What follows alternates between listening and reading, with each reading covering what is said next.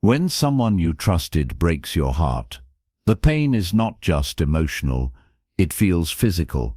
It's like carrying a weight that refuses to lift, a bruise that no one else can see but you feel every second. Whether it was betrayal, silence, harsh words, or abandonment, the hurt from someone close to you can pierce deeper than anything else. And yet we're often told, just move on. But healing isn't linear, and handling someone who hurt you is not about forgetting, it's about transforming. Not for them, but for your peace, your growth, and your future. Handling someone who hurt you doesn't begin with confrontation. It starts internally in the quiet places where your soul aches the most. The first thing you need to give yourself is permission. Permission to feel everything. The anger, the sadness, the confusion. So many people rush past pain, thinking strength means ignoring it. But true strength is sitting with your heartbreak, holding space for it, and allowing yourself to grieve what was lost. Even if it was just the version of the relationship you once believed in, let yourself cry. Let yourself ask why. Let yourself replay the moments. That is not weakness. That is healing. Because what you don't feel fully, you will carry subconsciously. What you suppress doesn't disappear. It delays. Sometimes, the person who hurt you continues to exist in your life. They show up on your phone, in family gatherings, at work, or even in your memories every night before sleep. And so the pain feels endless, the wound kept open by reminders. But one of the most powerful responses you can cultivate is emotional distance. That means separating your peace from their presence. It's learning to breathe around them without letting them take your air. You don't have to react. You don't have to retaliate. You don't have to win the argument they'll never understand anyway. Emotional distance isn't coldness. It's clarity. It's choosing not to give them control over how you feel every day. It's refusing to let them live rent-free in your mind, dictating your mood or sense of worth. The truth is, not everyone will apologize. Not everyone will understand how deeply they've hurt you. Some will pretend nothing happened. Some will justify it. Some won't even care. But that doesn't mean your pain is invalid. What you do with that pain, though, that's your power. Forgiveness is often misunderstood. It's not about letting someone off the hook. It's about letting yourself off the emotional leash. It's about saying, I no longer choose to suffer over what you did. Forgiveness is freedom, and you do it for you, not for them. Because while they may sleep peacefully, you're the one up at night, replaying the betrayal, the words, the silence. When you forgive, you reclaim that energy. You stop being the character in their story, and you return to being the author of your own. People hurt others from a place of their own brokenness. That doesn't excuse it, but it can help explain it. Some people lash out because they are drowning in unresolved pain. Others manipulate because control is the only way they feel safe. Some betray because they never learned loyalty.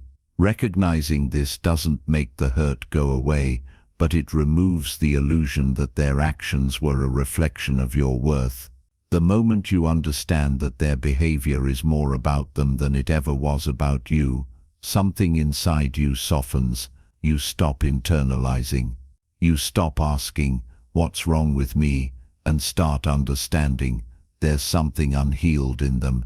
This doesn't mean you excuse them or allow them back in, but it helps you carry less resentment, which is a gift to your own heart. If they're still around, maybe it's a parent, a spouse, a colleague. You can set boundaries, not walls. Walls keep everything out.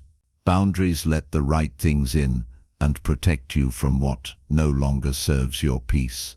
Boundaries can be emotional, physical, or energetic. It might mean fewer conversations. It might mean saying no without guilt. It might mean deciding that you don't owe them unlimited access to you just because of history or blood. You teach people how to treat you by what you allow, what you stop, and what you reinforce. Boundaries aren't rude, they are necessary. They are how you love yourself without apology. There's another layer most people overlook when handling someone who's hurt them. It's the layer of self-reflection. What did this experience teach you? Not about them, but about you. What patterns showed up in this connection that you ignored? What red flags did you paint green because you didn't want to lose them? Painful as it is, hurt can be a mirror. It can show us where we still need to heal, where we need to strengthen our intuition, where we need to choose ourselves sooner. Instead of only focusing on the pain they caused, take back your power by turning your gaze inward. Growth comes when we stop just surviving pain and start transforming through it. You're allowed to outgrow people who once felt like home. You're allowed to evolve beyond who you were when the hurt happened. You're allowed to decide that peace is more important than being understood. Some people hurt you and expect you to pretend it never happened. But you don't owe anyone your silence, your tolerance, or your energy, especially when it costs your mental health. Choosing distance or even walking away doesn't mean you're bitter. It means you've chosen to protect your spirit. And yet not every story ends in silence or separation. Sometimes after time, growth and understanding, people do come back with genuine remorse. If that happens, you have the power to decide. Do you want to rebuild?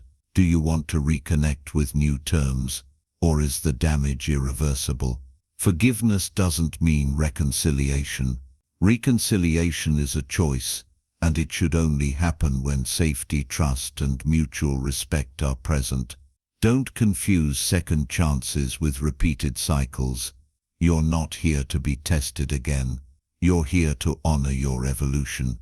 If you're still hurting, let this be your reminder.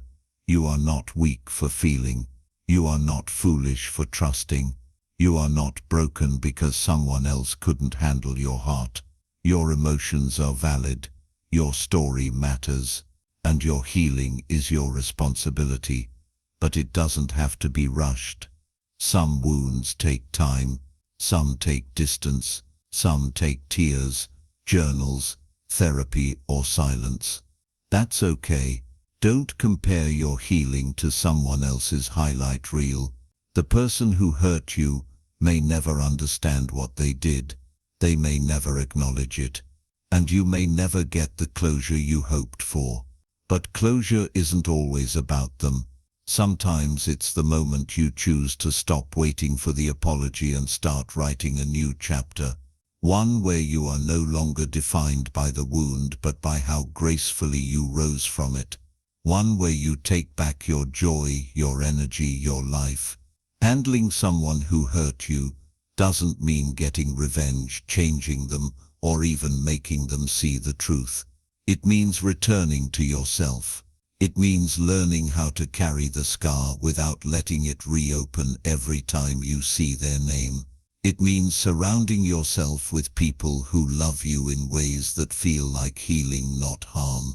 It means becoming so in tune with your worth that no one's neglect, betrayal, or cruelty can make you question it again. Sometimes the person who hurt you is someone you still love. That's one of the hardest things to navigate. Loving someone and being hurt by them creates emotional chaos. You remember the good times and wonder if it was all real. You replay the memories, searching for the moment it shifted. But love is not meant to be pain. It's not meant to be confusion. And you deserve clarity. You deserve consistency. You deserve to feel safe in love. Not like you're walking on emotional eggshells, hoping today won't be the day they hurt you again. So breathe. Let go of what you can. Feel what you must. And remember this, healing doesn't mean forgetting. It means choosing peace over bitterness, growth over grudges, and wisdom over wounds. Let the hurt transform you, not harden you. Let it be the fire that forges a stronger, wiser, more radiant version of you. You're not the same person who was hurt. You're becoming someone even stronger, someone more self-aware, someone who chooses themselves with grace. The hurt may be part of your story, but it is not the end. It's a chapter, and you, my dear, are still writing.